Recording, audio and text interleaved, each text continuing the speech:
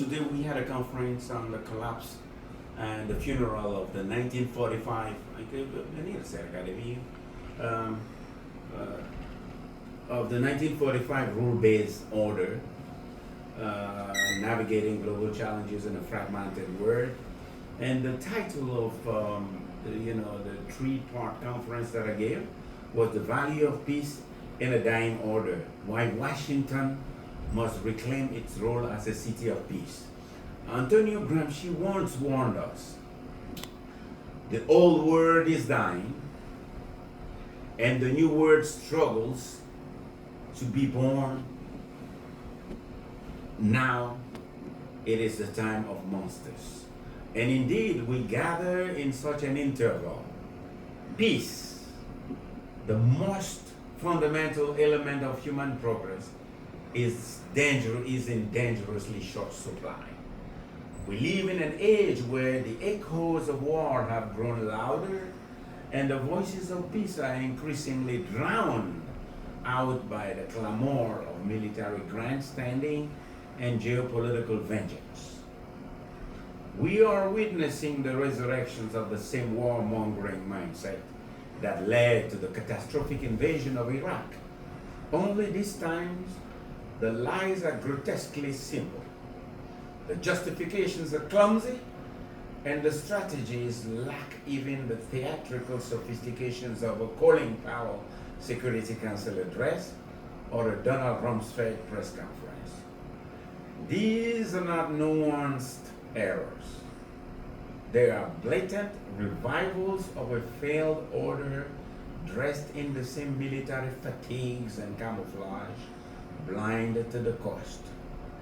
One of my professors at Harvard Kennedy School, Linda Bimes, has written a seminal book called The $3 Trillion War, or The Real Cost of the Invasions of Iraq, and that I would highly recommend. Peace is the light of this moment. As the book of John, chapter 1, verse 5 proclaims, the light shining in darkness, and the darkness comprehended it not. This spiritual blindness, where truth is deemed by ideology and peace is sacrificed for power, echoes Mark Knoll piercing insight in the scandal of the evangelical mind. A work currently under review by doctoral students at the Robertson School of Government.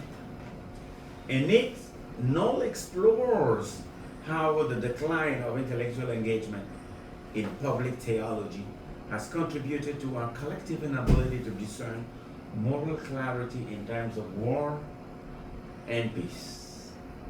From the Democratic Republic of the Congo to South Sudan,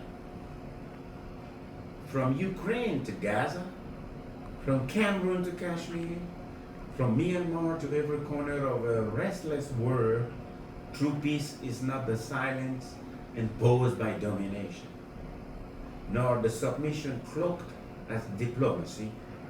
It is born of mutual recognition, dignity, and honesty. It cannot grow where there is coercion, double standards, or the superiority complex of one-sided dictates. Peace is cheap and offers a maximum return on investment, to speak a Wall Street language.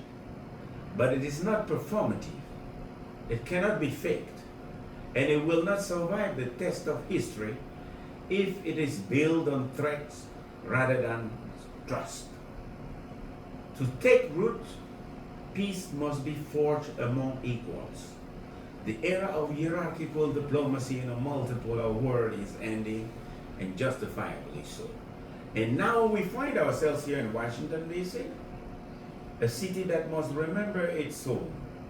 For Washington is not just a seat of power, it must reclaim its essence as a city of peace. It has done it before, and it can do it again. It was here in 1949 that the political foundations of NATO were laid. This moment coincides with the visit of NATO Secretary General Mark Rutte, and it is only fitting that we revisit the intent of NATO's ascension. So, that meneer Rutte, one of the visionary Canadian diplomat, former Canadian Prime Minister Lester B. Bors Pearson, who crafted the so-called Canadian Articles of NATO, the foundations of the political nature of NATO, made it clear this treaty, the North Atlantic Treaty Organization, is not a pact for war, but a pledge for peace and progress. That powerful line reflects the spirit that must be revived today as we envision the rebirth of NATO. Similarly, President John F. Kennedy, in his 1963 American University speech, arguably the most spectacular embodiment of peace diplomacy in the Cold War, proclaimed, "What kind of a peace do we seek? Not a Pax Americana enforced on the world by American weapons of war, not the peace of the grave or the security of the slave. I am talking about genuine peace, the kind of peace that makes life on earth worth living. Not merely peace for Americans, but peace for all men and women. Not merely peace in our time, but peace for all time." And more urgently, he continues, "I speak of peace because the new face of war, total war, makes no sense in an age when great powers can maintain large and relatively invulnerable nuclear forces. The prosecution of peace is not as dramatic as the pursuit of war, but we have no more urgent task." This was not an emulation of the famous melodic sound by Duke Ellington, "I'm in a sentimental mood," or a rendition of John Coltrane of the same song.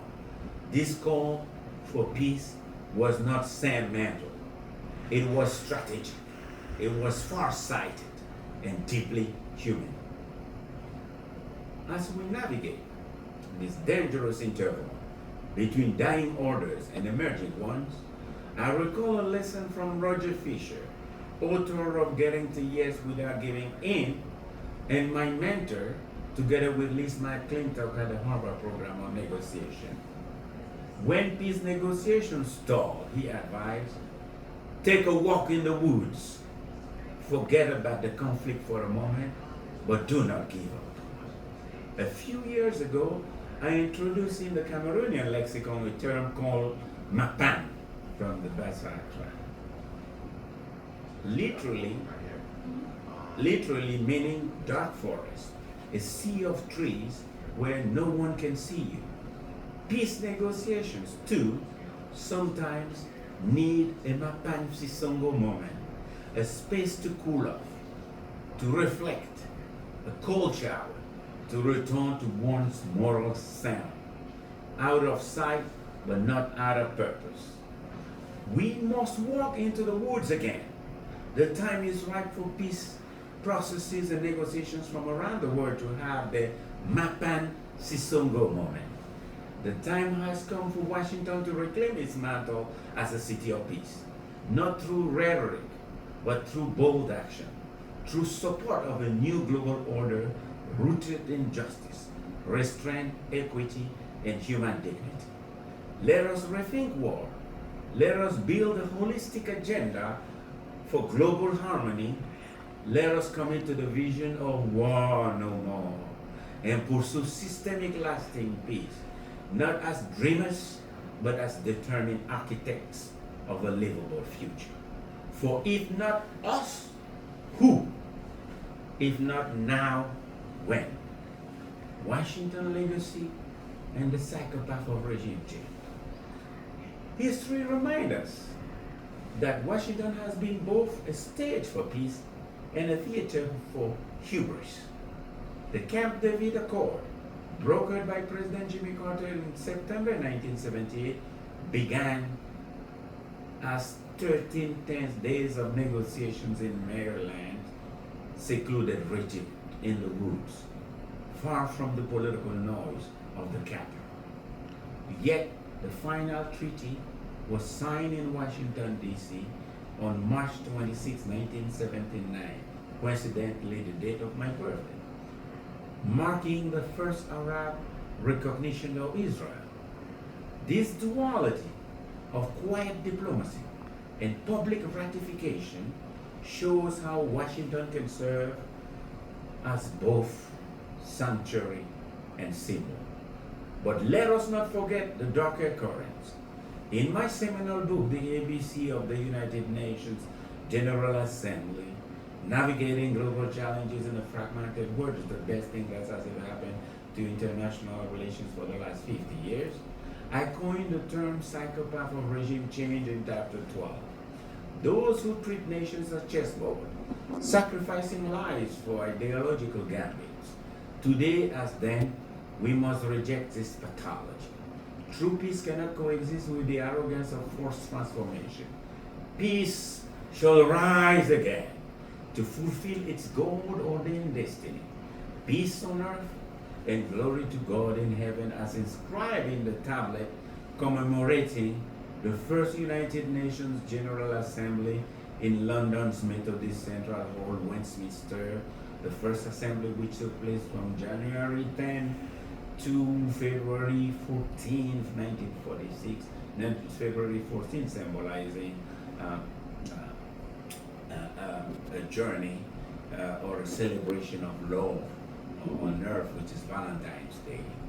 Let Washington too be remembered, not for the wars it waged, but for the peace it forged. I have spoken. Sign. Muchísimas gracias.